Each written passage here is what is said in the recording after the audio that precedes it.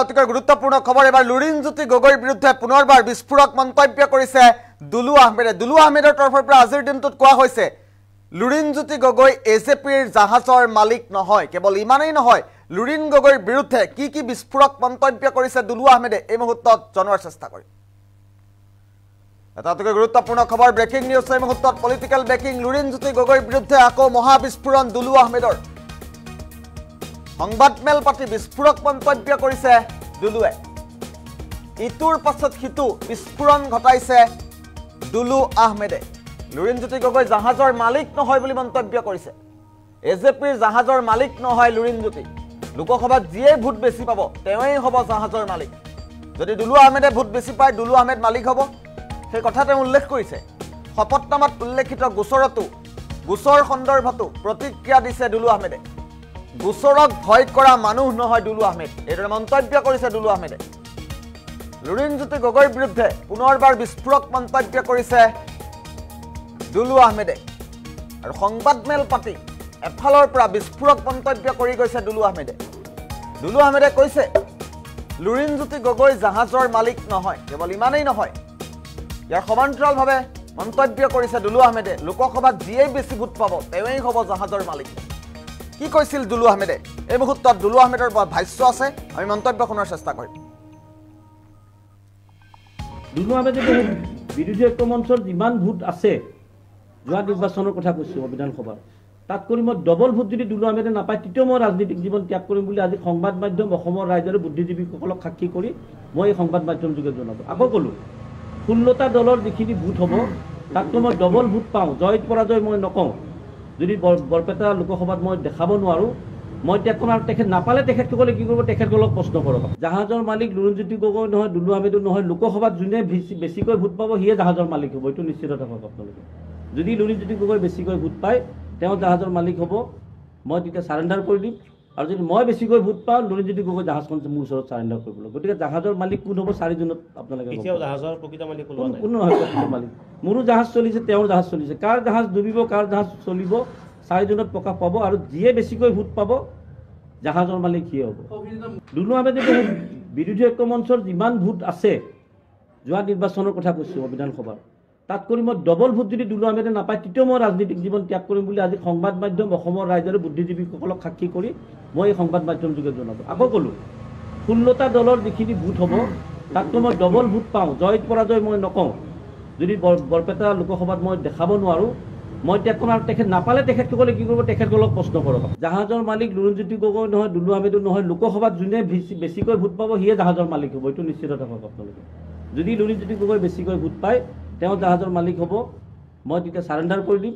আৰু যদি মই বেছিকৈ ভোট পাওঁ লুৰিণজ্যোতি গগৈ জাহাজখন মোৰ ওচৰত চাৰেণ্ডাৰ কৰিব লাগিব। গতিকে জাহাজৰ মালিক কোন হ'ব 4 জুনত আপোনালোকে কোনো নহয় প্ৰকৃত মালিক। মোৰো জাহাজ চলিছে, তেওঁৰ জাহাজ চলিছে। কাৰ জাহাজ ডুবিব কাৰ জাহাজ চলিব 4 জুনত প্ৰকাশ পাব, আৰু যিয়ে বেছিকৈ ভোট পাব জাহাজৰ মালিক সিয়ে হ'ব।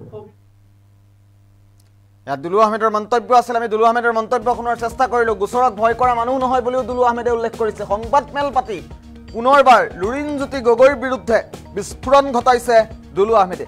দুলু আহমেদে কি মন্তব্য কৰিছিল আমি পুনৰবাৰ ফুল প্লেটত জনোৱাৰ চেষ্টা কৰিছোঁ। লুৰিণজ্যোতি গগৈৰ বিৰুদ্ধে পুনৰবাৰ মহাবিস্ফোৰণ ঘটাইছে দুলু আহমেদে। সংবাদমেল পাতি বিস্ফোৰক মন্তব্য কৰিছে দুলু আহমেদে। দুলু আহমেদে কৈছে এজেপিৰ জাহাজৰ মালিক লুৰিণজ্যোতি গগৈ নহয়। লুৰিণজ্যোতি গগৈ জাহাজৰ মালিক নহয় বুলি মন্তব্য কৰিছে দুলু আহমেদে।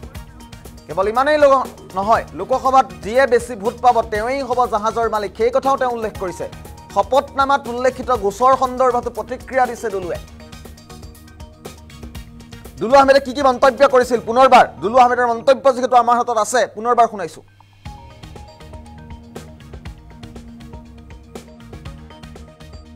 বিৰোধী ঐক্য মঞ্চৰ দুলু আহমেদে বিৰোধী ঐক্য মঞ্চৰ যিমান ভোট আছে যোৱা নিৰ্বাচনৰ কথা কৈছোঁ বিধানসভাৰ, তাত কৰি মই ডবল ভোট যদি দুলু আহমেদে নাপায় তেতিয়াও মই ৰাজনীতিক জীৱন ত্যাগ কৰিম বুলি আজি সংবাদ মাধ্যম অসমৰ ৰাইজ আৰু বুদ্ধিজীৱীসকলক সাক্ষী কৰি মই এই সংবাদ মাধ্যম যোগে জনাব। আকৌ ক'লোঁ 16টা দলৰ যিখিনি ভোট হ'ব তাতকৈ মই ডবল ভোট পাওঁ, জয় পৰাজয় মই নকওঁ। যদি বৰপেটা লোকসভাত মই দেখাব নোৱাৰোঁ, মই তেখেত নাপালে তেখেতসকলে কি কৰিব, তেখেতসকলক প্ৰশ্ন কৰক। জাহাজৰ মালিক লুৰিণজ্যোতি গগৈ নহয়, দুলু আহমেদো নহয়। লোকসভাত যোনে বেছিকৈ ভোট পাব সিয়ে জাহাজৰ মালিক হ'ব, এইটো নিশ্চিত থাকক আপোনালোকে। যদি লুৰিণজ্যোতি গগৈ বেছিকৈ ভোট পায় তেওঁ জাহাজৰ মালিক হ'ব, মই তেতিয়া চাৰেণ্ডাৰ কৰি দিম। আৰু যদি মই বেছিকৈ ভোট পাওঁ লুৰিণজ্যোতি গগৈ জাহাজখন মোৰ ওচৰত চাৰেণ্ডাৰ কৰিব লাগিব। গতিকে জাহাজৰ মালিক কোন হ'ব 4 জুনত আপোনালোকে জাহাজৰ প্ৰকৃত মালিক কোনো নহয় প্ৰকৃত মালিক। মোৰো জাহাজ চলিছে, তেওঁৰ জাহাজ চলিছে। কাৰ জাহাজ ডুবিব, কাৰ জাহাজ চলিব 4 জুনত প্ৰকাশ পাব। আৰু যিয়ে বেছিকৈ ভোট পাব জাহাজৰ মালিক সিয়ে হ'ব। দুলু আহমেদে বিৰোধী ঐক্য মঞ্চৰ যিমান ভোট আছে যোৱা নিৰ্বাচনৰ কথা কৈছোঁ বিধানসভাৰ, তাত কৰি মই ডবল ভোট যদি দুলু আহমেদে নাপায় তেতিয়াও মই ৰাজনীতিক জীৱন ত্যাগ কৰিম বুলি আজি সংবাদ মাধ্যম অসমৰ ৰাইজৰ বুদ্ধিজীৱীসকলক সাক্ষী কৰি মই এই সংবাদ মাধ্যম যোগে জনাব। আকৌ ক'লোঁ 16টা দলৰ যিখিনি ভোট হ'ব তাতকৈ মই ডবল ভোট পাওঁ, জয় পৰাজয় মই নকওঁ। যদি বৰপেটা লোকসভাত মই দেখাব নোৱাৰোঁ, মই ত্যাগ কৰিম। আৰু তেখেত নাপালে তেখেতসকলে কি কৰিব, তেখেতসকলক প্ৰশ্ন কৰক। জাহাজৰ মালিক লুৰিণজ্যোতি গগৈ নহয়, দুলু আহমেদো নহয়। লোকসভাত যোনে বেছিকৈ ভোট পাব সিয়ে জাহাজৰ মালিক হ'ব, এইটো নিশ্চিত থাকক আপোনালোকে। যদি লুৰিণজ্যোতি গগৈ বেছিকৈ ভোট পায় তেওঁ জাহাজৰ মালিক হ'ব, মই তেতিয়া চাৰেণ্ডাৰ কৰি দিম। আৰু যদি মই বেছিকৈ ভোট পাওঁ লুৰিণজ্যোতি গগৈ জাহাজখন মোৰ ওচৰত চাৰেণ্ডাৰ কৰিব লাগিব। গতিকে জাহাজৰ মালিক কোন হ'ব 4 জুনত আপোনালোকে জাহাজৰ প্ৰকৃত মালিক কোনো নহয় প্ৰকৃত মালিক। মোৰো জাহাজ চলিছে, তেওঁৰ জাহাজ চলিছে। কাৰ জাহাজ ডুবিব, কাৰ জাহাজ চলিব 4 জুনত প্ৰকাশ পাব। আৰু যিয়ে বেছিকৈ ভোট পাব জাহাজৰ মালিক সিয়ে হ'ব। দুলু আহমেদে বিৰোধী ঐক্য মঞ্চৰ যিমান ভোট আছে যোৱা